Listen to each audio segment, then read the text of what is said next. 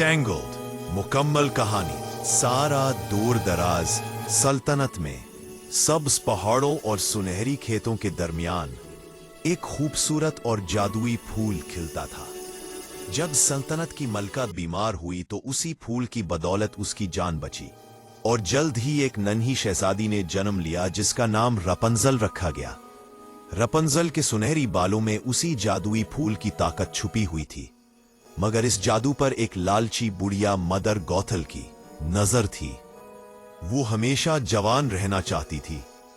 एक रात वो रपंजल को चुराकर एक ऊंचे सुनसान मीनार में ले गई और उसे दुनिया से छुपा दिया। मदर गौथल ने रपंजल को यकीन दिलाया कि बाहर की दुनिया खतरनाक है और वही उसकी वाहिद मुहाफिज है। रपंजल मीनार में कैद जरूर थी, मगर उसका दिल आजाद था। वो तस्वीरें बनाती, गाने गाती और हर साल अपनी सालगिरह पर आसमान में उड़ते हुए सुनहरी लालटीन देखती, जिन्हें देखकर उसके दिल में सवाल उठता कि वो लालटीन आखिर किसके लिए होती हैं। उधर एक दिन एक चालाक मगर अच्छे दिल का नौजवान फ्लिन राइडर महल से एक कीमती ताज चुराकर भाग रहा था कि सिपाहियों से बचते बचाते इत्तेफाकन उसी मीनार तक पहुंच गया। रपंजल ने उसे पकड़ लिया और पहली बार किसी अजनबी इंसान को देखा।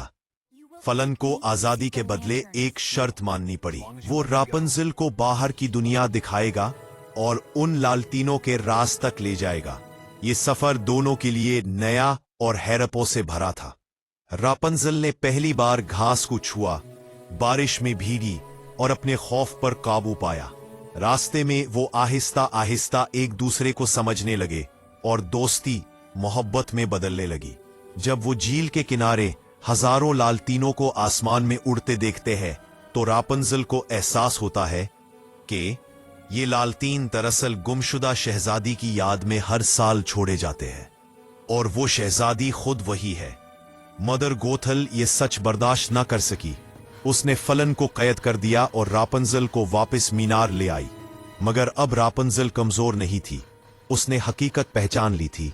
एक खतरनाक लम्हे में फलन ने रापंजल की आजादी के लिए उसके सुनहरी बाल काट दिए, जिससे जादू खत्म हो गया और मदर गौथल बूढ़ी होकर खत्म हो गई। रापंजल ने अपने आंसुओं से फलन को बचाया क्योंकि उसकी मोहब्बत असल जादू थी। आखिरकार रापंजल अपने असल वालिदैन के पास लौट आई। सल्तनत खुशियों से भर गई और फलन और रापंजल ने एक नई जिंदगी का आगाज किया, आजादी, सच्चाई और मोहब्बत के साथ। कहानी का पैगाम: हकीकी आजादी सच जानने से मिलती है और असल ताकत मोहब्बत और हिम्मत में होती है, ना कि खौफ और कैद में।